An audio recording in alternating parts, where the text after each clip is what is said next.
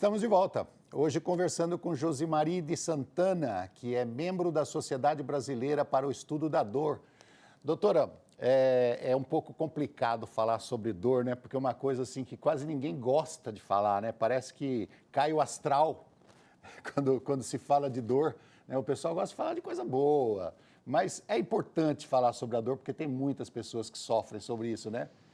E a pergunta que eu vou te fazer, existe alguma dor que seja tão insuportável, ela seja invalidante, ou seja, por causa da dor a pessoa se torna deficiente, ou por causa da dor a pessoa fica imobilizada?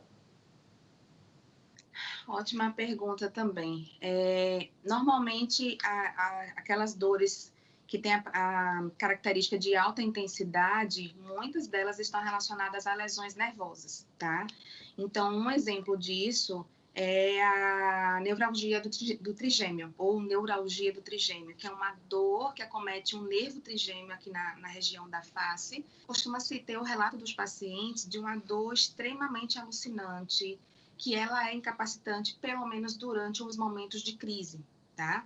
Existem outras dores que estão relacionadas, por exemplo, a lombalgia crônica inespecífica, é uma doença com alta prevalência no Brasil e no mundo.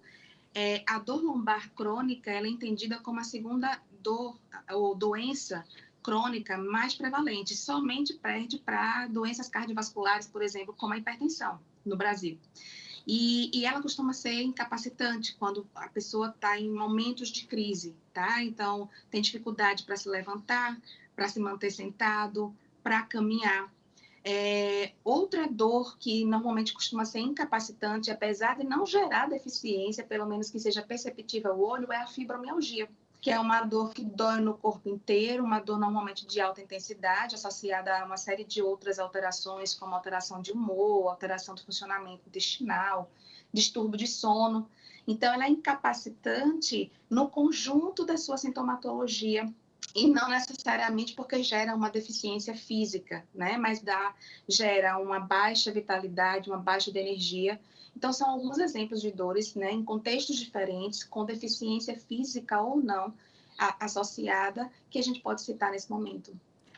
Quando a gente fala que precisa de fazer um tratamento, inclusive no cérebro, você diz, de tratamento total para aliviar a dor, uma pessoa com deficiência, que tem uma dor crônica, ela tem que recorrer ao médico para que tipo de tratamento? Por exemplo, um psicólogo entra no meio de tratamento, em casa ela precisa fazer algum tipo de tratamento, exercícios, uma bolsa de água quente, uma bolsa de água fria. Tudo isso engloba um tratamento para alívio da dor? Assim como a dor ela é multidimensional, ou seja, tem vários aspectos, características e dimensões associadas, né? Assim também o tratamento, né? Seja ele farmacológico ou não farmacológico, a depender do tipo de dor e a depender das características associadas ao problema do paciente como um indivíduo, ou seja, comunidade, a gente tem um arsenal imenso de possibilidades de tratamento. E isso advém das várias profissões, tá? Então, assim como tem sido encampado e pregado pela Sociedade Brasileira para o Estudo da Dor, que é, na sua essência, uma sociedade multiprofissional, então a gente tem os vários profissionais da área de saúde que podem, sim, atuar através de suas expertises e de suas estratégias de tratamento para diminuir a dor do paciente. Um segredo muito importante que, independentemente de qual que seja o profissional de saúde, né, na sua formação de graduação ou na sua especialidade, que vai tratar esse paciente com dor, especialmente paciente com dor crônica, o segredo maior está na compreensão do problema do paciente como um todo a partir de uma boa avaliação. Então, a gente tem inúmeros recursos analgésicos que promovem alívio da dor, mas não necessariamente eles se aplicam a todo e qualquer paciente que sente dor. Por isso que é importante uma adequada avaliação, saber qual é a origem da dor, qual é a característica da dor, para então determinar qual é o tratamento e qual é, inclusive, o profissional ou o conjunto de profissionais que deve estar trabalhando em equipe para o manejo da dor dos pacientes. Quer dizer, a forma mais adequada, na visão médica, a forma mais adequada de aliviar a dor ou curar a dor de uma pessoa é uma equipe interdisciplinar. Se a gente considerar que o paciente tem dor crônica e que ele tem afecções que estão para além da dor que ele sente, de uma dor localizada, tá? Então, por que a gente coloca essa questão da necessidade de uma equipe? Porque hoje em dia está ficando cada vez mais claro na área da saúde, especialmente quando envolve um paciente com dor crônica ou outras doenças crônicas, que esse ser é um ser biopsicossocial. Então, ele não tem apenas o biológico, da sensação da dor, do tecido do joelho, da perna ou da cabeça que dói, mas ele tem questões sociais, psicológicas e emocionais que estão envolvidas também na gênese do seu problema de dor, na origem, ou até mesmo mantendo e exacerbando, piorando, agravando esse problema. Então, é preciso que a gente identifique isso de forma bastante acurada e de forma bastante sensível no momento da avaliação. Então, dessa forma, independentemente de quem é o primeiro profissional a quem esse paciente ou essa paciente recorre para alívio de sua dor crônica, é necessário haver essa sensibilidade, a compreensão do paciente dentro desse modelo biopsicossocial, para identificar como é que a gente, na nossa individualidade profissional, consegue abordar o paciente, o que é que a gente consegue oferecer, ou fazer, inclusive, os encaminhamentos necessários a partir dessa avaliação. Então, assim, no Brasil, a gente, quando a gente fala em equipe, não necessariamente significa dizer que é uma equipe de um mesmo instituto, ou clínica, ou hospital, ou que necessariamente as pessoas vão trabalhar juntas para a solução do caso do paciente e a amenização das dores desse paciente, porque isso depende da estrutura e da dinâmica de cada serviço, mas que, no mínimo, o paciente tenha condições de ter acesso aos diferentes profissionais que teriam habilidade de fazer o alívio de sua dor, simultaneamente. Você falou de um primeiro profissional. O primeiro profissional que uma pessoa com dor crônica deve recorrer seria o neurologista? Depende.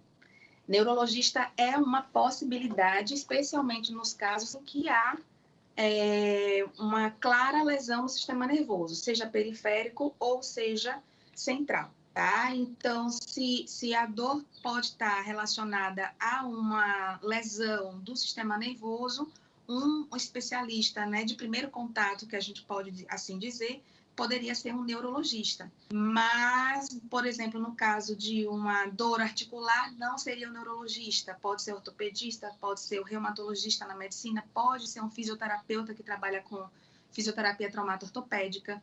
Então, é preciso conhecer, inclusive, quem são os profissionais de primeiro contato, enquanto especialidades, enquanto categoria profissional, para se fazer esse primeiro acesso. Quer dizer, falando de forma popular, a gente tem que ver do lado que a coisa aperta.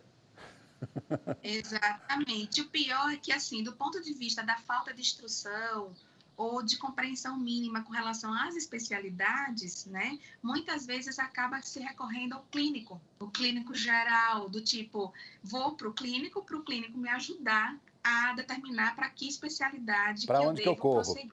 Exatamente, para que lado que eu vou, né? Onde que a banda toca, aquela história do mais informal. Então, a gente reconhece que às vezes é complicado para o paciente, especialmente os pacientes com dor crônica que tem característica difusa. O que é isso? Aquela dor que parece que espalha em várias partes do corpo. Quem estiver nos assistindo que sente essa dor vai dizer assim, ó, essa daí é a minha. Então, tem dores que são mais localizadas e elas podem ser crônicas, sim. Mas é muito comum no paciente que já sente dor há muitos anos que haja também essa difusão, esse espalhamento da dor para diferentes regiões do corpo. E aí ele fica assim, mas dói aqui, dói acolá, para onde é que eu vou? Né?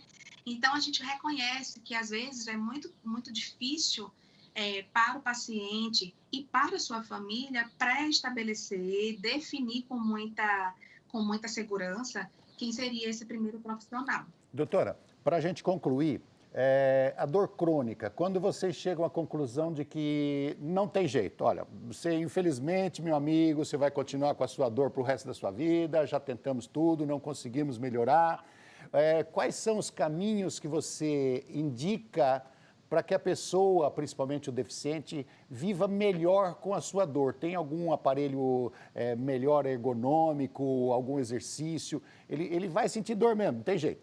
Mas como que pode fazer para ele conviver melhor com essa dor? Vamos lá. Uma coisa que eu queria falar no sentido de comunicação, tá? O profissional de saúde, independentemente da sua formação, mas que lida com o paciente com dor crônica, que é considerado um fenômeno subjetivo, né? A dor é do paciente e ela é do tamanho que o paciente diz que sente. Nós não somos capazes de julgar a dor do outro, né? Tanto que a gente costuma dizer, olha, a dor existe porque ele diz que tem e ela é do tamanho que ele diz que tem. Entra emocional, né? Entra. E aí, nesse sentido do emocional, que a gente precisa, antes de tudo, antes de pensar em tratamento, já no primeiro contato com os pacientes que sentem dor, a gente precisa cuidar muito, muito, muito bem da nossa comunicação, que é a forma que a gente aborda esse paciente. Então, a gente tem a comunicação verbal e não verbal, que é desde o olhar, o toque, o como você se aproxima, o como que você se mexe, se posiciona perante o paciente, mas principalmente uma coisa que é muito importante no paciente com dor crônica é o que você fala e a forma que você fala. Então, frases desse tipo que nunca vai passar, que não tem jeito e que recorrentemente a gente recebe pacientes que já passaram por 7, 8, 9 colegas antes de chegar até a gente, por N razões, e falam muito, né, dessa perpetuação do que se ouve. Isso mexe muito com o emocional do paciente e ele passa realmente a acreditar que é mais difícil do que o que realmente pode ser. Então, isso a gente chama de uma palavrinha que é tida como nocebo. A gente mexe negativamente com a expectativa dos pacientes de que eles podem melhorar. Então, se ele já tem uma susceptibilidade, ansiedade, depressão, por exemplo, a catastrofizar, achar que tudo é ruim com ele e que tudo é ruim por causa da dor dele, isso já reforça muito essa negatividade.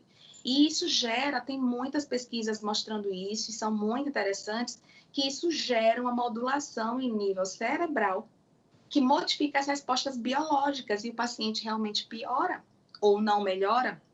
Então, a gente precisa cuidar muito bem da comunicação.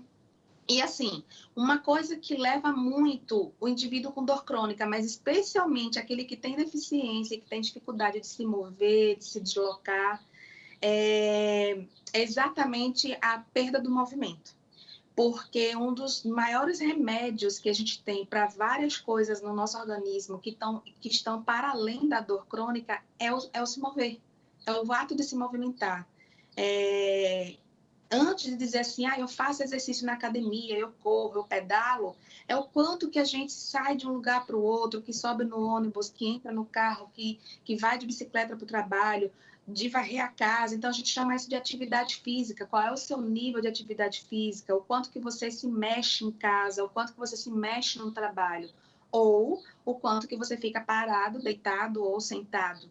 Tá? Isso é muito importante. Então, na deficiência, em especial, deveria ser entendido como uma questão de saúde coletiva, de saúde pública no paciente deficiente, que se ele não tiver, num primeiro momento, nas primeiras semanas ou meses, uma dor crônica, que ela é fatidicamente algo que deverá acontecer, principalmente por causa da deficiência do movimento, do fato de não se movimentar, de não se exercitar. Então, a gente precisa institucionalizar programas de exercício, manter esse deficiente ativo, obviamente com os membros remanescentes, e manter um ótimo nível de atividade física para eles. Doutora, muito obrigado pela sua entrevista, obrigado pelo seu trabalho, e eu tenho certeza absoluta que essa entrevista contribuiu bastante para melhorar a qualidade de vida das pessoas. Continue assim. Eu que agradeço muito a grande possibilidade de estar aqui esclarecendo alguns pontos que são importantes para vocês e para a gente também. Muito obrigada por essa chance. Obrigado. E obrigado a você que nos acompanhou. Se você quiser rever esse ou qualquer outro dos nossos programas, acesse saopaulo.sp.leg.br/TV Câmara SP ou um dos nossos canais nas mídias sociais. TV Câmara São Paulo. Assista, fique sabendo.